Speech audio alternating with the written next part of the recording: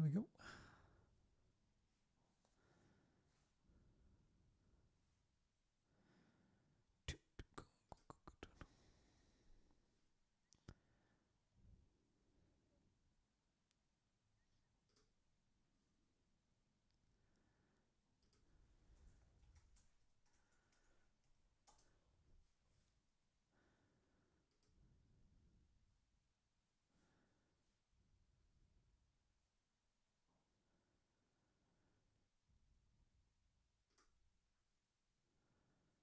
All right, all right, all right.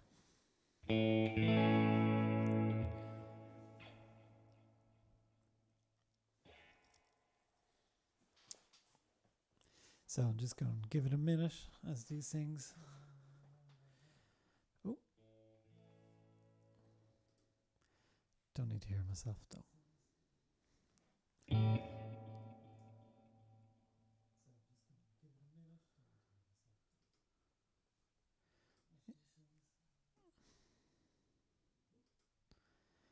Okay,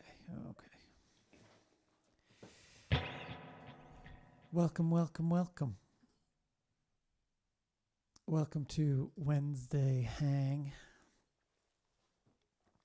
This is part of my 30-day challenge. My personal 30-day challenge.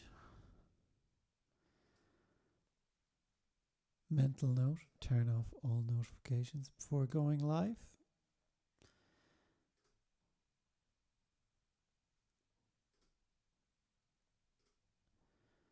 Thanks, Ben.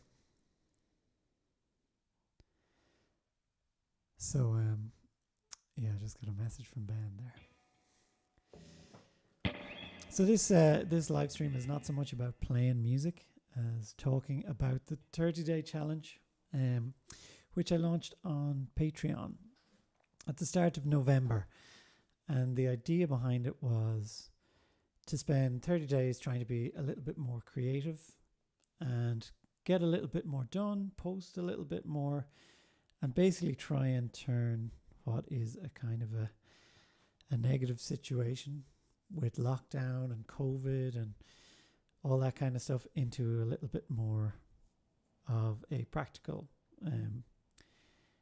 working, trying to give myself a little bit of focus, and also trying to take on a few new habits. So we did some healthy things, like gave up alcohol, which, yeah, after 17 days has been fine. A couple of weekends, been okay. Trying to do a little bit more exercise, less social media. So Facebook is gone off my phone, and so is Instagram. So if you've been sending me messages and things, thanks. And if I haven't gotten back to you, sorry. But yeah, it's because I'm not using them. Trying to read a little bit more, trying to be a little bit more creative, as in a small bit more creativity every day. I didn't set myself any specific goals in this department. Like, it wasn't like I'm going to write a song every day for 30 days. And yeah, it's not really that. So some days are good, some days are bad, but I've been trying to post as often as I can on Patreon. So if you're a patron or a Patreon, whatever you like to be referred to, there's a lot more stuff over there. So there's some songs I posted, videos, behind the scenes stuff. That is Patreon/Barry Parham, and you can find it, all that kind of cool stuff there. I was doing this live stream behind closed doors, as it were, but I said, let's just put it out into the world, since I'm trying to be more creative. Yeah, so what's been going on with me this week is, a bit of a motivation black hole this week. Found it tough to get into things, because what I'm seeing now is that because gigs don't really seem to be back on the horizon until sometime in the new year, it's hard to sit down and go, right, I'm going to work towards something. So it's kind of like, yeah, it's hard to drum up the motivation to work. So yeah, been struggling with that. Still managing to get to do bits and pieces. And yeah, I thought I'd share what I was working with, because this week is mostly based on things I've been kind of messing around with on guitar. So some previous weeks have been more songwriting, and this week has been more guitar based. And some of it, well, I presume all of it probably comes down from YouTube, really. YouTube's kind of my main hang for guitar related stuff and following guitar people. So thanks, YouTube. But what I've noticed is that it's hard to learn stuff off YouTube, because you watch it and you think, yeah, it's a cool idea, and then you don't really apply it too much. So who have I been checking out? A lot of Julian Lage, who is a phenomenal guitar player. If you don't know Julian Lage, you should check him out. But his whole approach to the guitar is really cool, and hopefully this won't get too lost in the weeds in the things that I'm thinking about, and it might be of interest to some, and it might really just be stupid shite to somebody else. So hopefully enjoy some of it. So anyway, the way Julian Lage thinks about guitar is he kind of looks at it as tonally like an orchestra. So you have your kind of low end, your mid range, and your high end, and to think in terms of creating from, I'm not even going to attempt to try and play like he can play, but I think as a concept it works well. So, you know, to fill in from like low end to mid to highs, and that's something that I've been kind of digging on lately. Something else that has crossed my path is The Advancing Guitarist by Mick Goodrick. And again, he's kind of, well, there's a lot of concepts in his book. The book is The Advancing Guitarist. If you're into this kind of stuff, check it out, because it's great for busting out of old habits and trying to do some new things. And the first lesson in the book is about, instead of looking at the guitar as shapes, which a lot of us do, for example, if you're in a pentatonic shape, you're kind of in this box. So we all know kind of about boxes. And if you're playing like a solo or something, you're in this box. And the thing is, this box is nice and safe, and it's home, and it's comfortable, and it's like, yeah, cool. But this is only a small section of the guitar, and the idea of expanding the guitar kind of lengthways as opposed to up and down, and to kind of bring some new ideas to your playing. And this is kind of what I've been digging on lately. So somebody described it really, really well, as in, if you look at the guitar, it's kind of like 6 pianos all really close together. And instead of looking at it as shapes and up and down, you can look at each string as being as its own voice, and learning scales and arpeggios and modes all along one string at a time. So, for example, we'd have, the E minor pentatonic.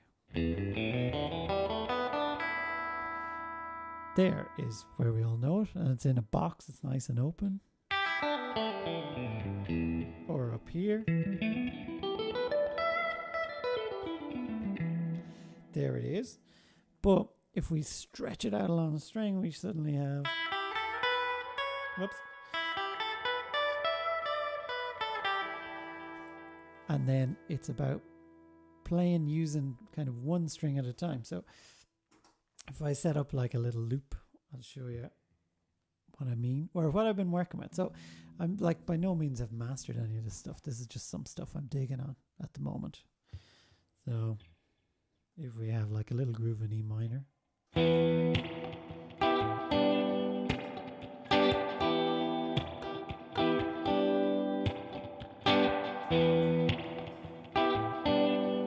So we can go use our regular boxes.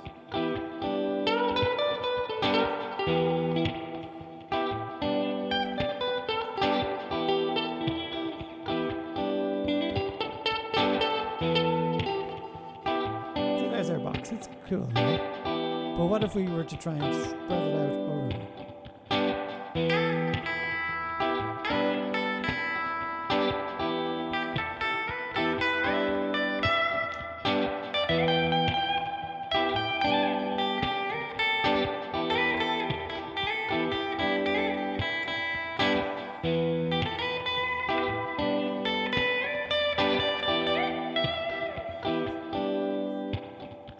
Okay, so the idea behind that is the playing gets kind of more melodic, and you kind of think in terms of a singer rather than thinking in terms of a box shape. So you try and get out of this kind of boxed in comfort zone and expand on it there. And obviously you do that for every string, which I haven't done, but you know, it's good practice. And then as you expand on it, you break into other string sets. So apologies to any non-guitar-y people, but you know, hopefully somebody gets something out of this. So if I was to take the E minor pentatonic and apply it to kind of two strings. So two strings, you're only allowed to use notes that are in the minor pentatonic. And what can you take from that on two strings? So you'd have this kind of idea.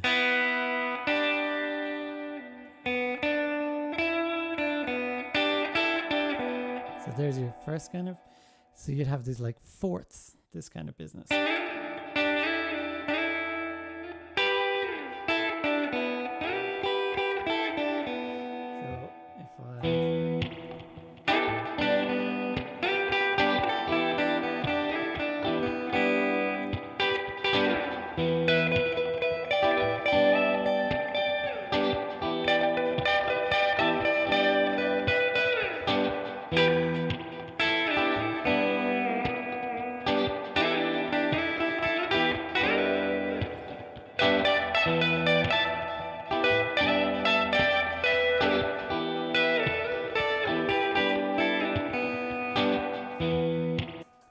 So wouldn't normally play a solo like that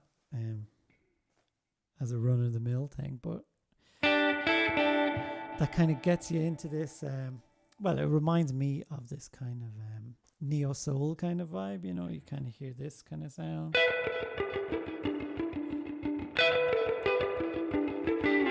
Which gives a kind of it reminds me of like a Corey Henry or Corey Wong.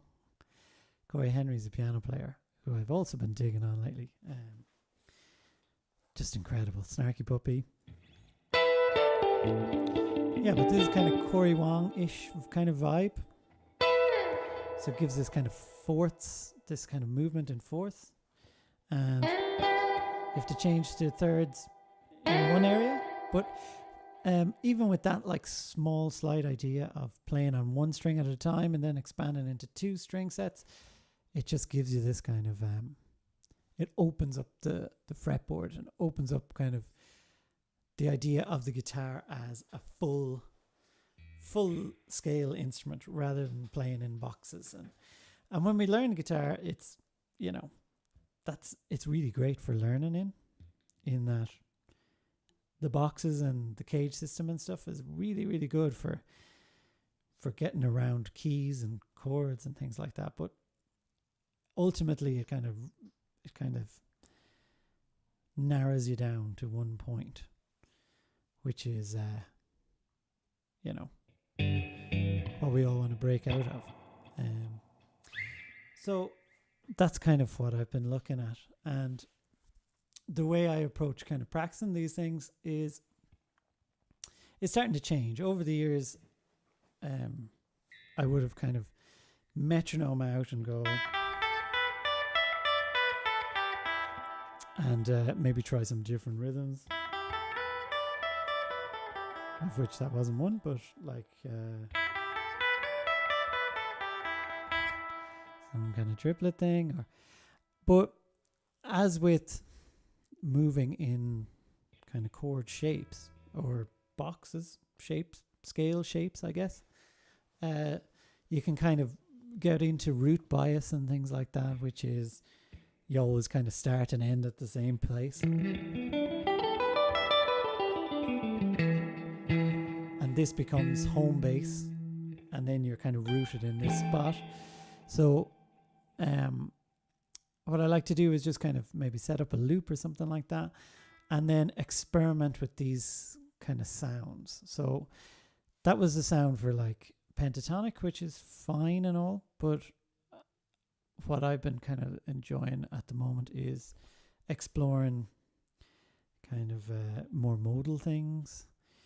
And the trick here is, when are you ever going to use these? Which is a question I ask myself a lot. Because it's all well and good to have like some modal chord that's really nice.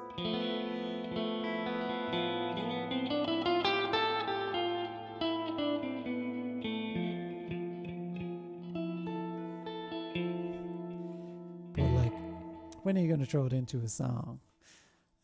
So two options here is find a song that has it in, that has something like this in it, and you're in jazzland, or try and use these kind of concepts to come up with something for yourself and write something with it. So that's what I'm trying to do more of, is try and think of these concepts to write with and use them to write my own music with. So how would I go about that? I would probably set up a loop of some sort. That's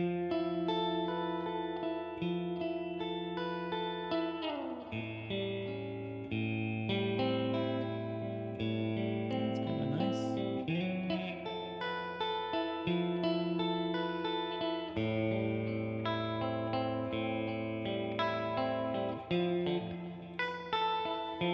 Of course, I'd have to pick something that I can't play properly.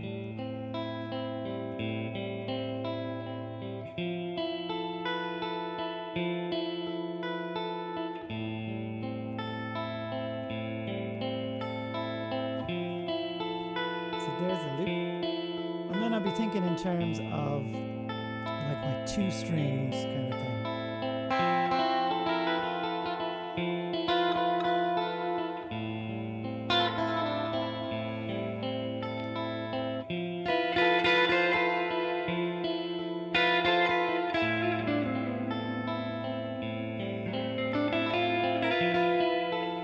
So there, straight into old habits.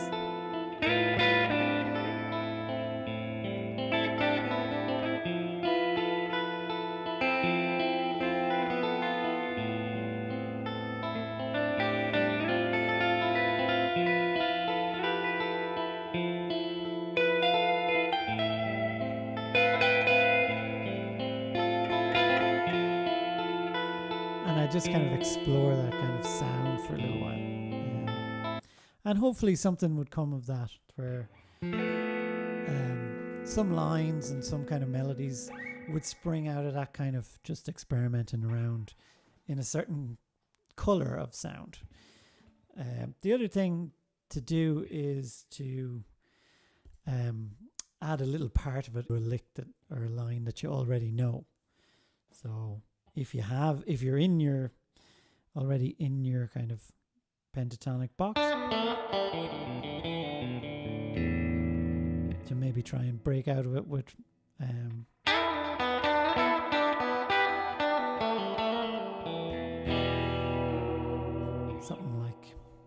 something like that. So I've been kind of messing around with these concepts for for a couple of weeks now, and some things come of it, some things don't, but this is the point of the 30-day challenge, is to try and be more creative with thinking about guitar and thinking about things. So that's one of the things I'm working on. The other thing that has kind of crossed my path lately, just in terms of guitar, is kind of using alternative chords to solo over a different chord. And what I mean by that is, like, say for example you have a major 7. Within your major 7 chord, there's also a minor triad. So if I was to play an extended minor chord or arpeggio over a different chord, so what does that mean in real life? C major, C, E, G, C, and E minor, E, G, B, E. So E minor triad has the same notes in it as C major 7. But to make it kind of cool and a bit interesting is to extend the minor chord within the major 7 chord, which would be if I get like an E minor 9, that gives me like a C Lydian kind of a sound.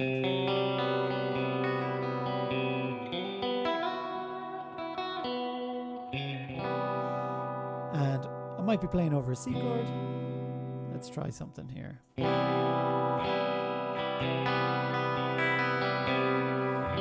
here's our C chord.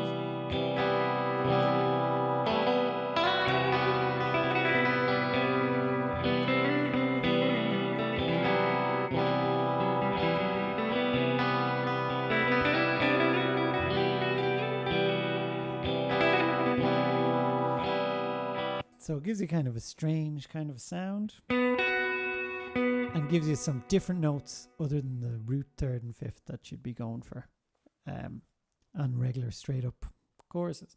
So the great thing about it is like, you don't need to know some weird scale or know some big alternative theory. You just say, this is a C chord. If you play some E minor over it, it's going to sound really good. So for example, again, straight up C chord, and in our box, E minor box,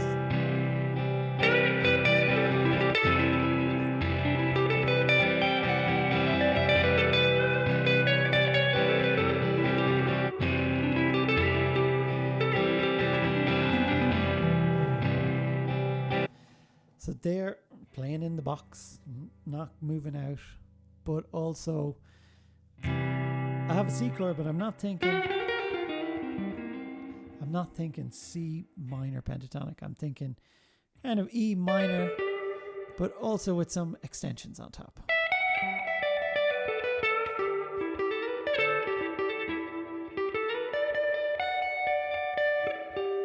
So it's kind of overlaying one chord on top of another. So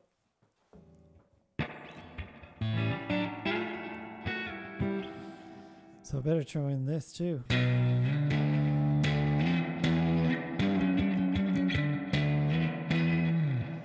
Thanks for the request, Sean Allen. So yeah, so this is kind of the point of this live stream is different from the Friday night live stream, which I've been doing for the last few weeks, which is just playing and playing some music. But as part of my challenge, I needed to come up with something new. So I suppose this is kind of guitar lesson-ish. Maybe some advanced concepts. Hopefully somebody will get something out of it. If you're playing guitar and you're looking on kind of trying to break out of these kind of shapes and boxes that you're currently stuck on, the advancing guitars, great place to start. And the other place to start is to just mess around with them and see what kind of colours spring out of the playing that you're doing from it. That's what I try and do anyway. And it doesn't always work. In fact, it doesn't work a lot of the time. But when it does work, you will find something that's oh, that is so cool. I'm going to keep that in and I'm going to use it in one of my songs. So yeah, hopefully before the end of the 30 days, some of these concepts may make their way into some demos and things like that. There are some demos up on Patreon already. Just a couple. So you can check them out there. And there will be a new podcast coming out very shortly with John Lennon. Not that John Lennon, a different John Lennon, but he's also a musician. That should be out either at the end of this week or the start of next week. And I'll be live streaming again on YouTube, Facebook, and Instagram, and Twitch. So I'd love to hear a comment if any of this stuff resonates with you.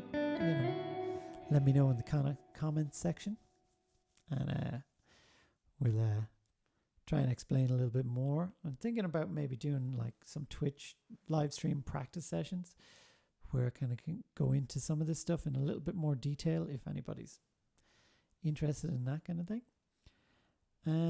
What else has been going on with my 30-day challenge? I usually have been sharing some of the things that are inspiring me and, keeping sane in these strange times of pandemics and lockdowns and stuff like that. So, as I mentioned before, Julian Lage, been really digging on his playing lately, and Corey Henry. TV shows, I started watching The Wire again, which is just such a great show. If you haven't seen it already, for shame. It's brilliant. And still reading the giant book, Crime and Punishment, which is quite dark. Very suitable for cold Novembers. Headspace app. Trying to get some meditation on into my life. To varying degrees of success. It seems to be tied in with creativity. That sometimes you can be really creative and everything's flowing and everything's cool and meditation's easy because you go, I just meditate and everything's all zen and chilled and cool. And then like this week, it's just really hard. So the struggle is real. So if you're planning on doing your own 30-day challenge, by day 17, you kind of go, this is actually really a struggle now. So, but yeah, I'm going to plow through because you could either look at it as coming towards the end or half of it is left to go, and what's going to happen in the next half, who knows? So yeah, I was going to mention something else about note taking and things, but I think I'll leave that for next week. So Wednesday's live stream is more about the 30-day challenge and some things that are influencing me, and I hope you enjoyed it, and I will see you on the live stream Friday night and also next Wednesday. Thanks for tuning in. My name is Barry Power. See you on the next one.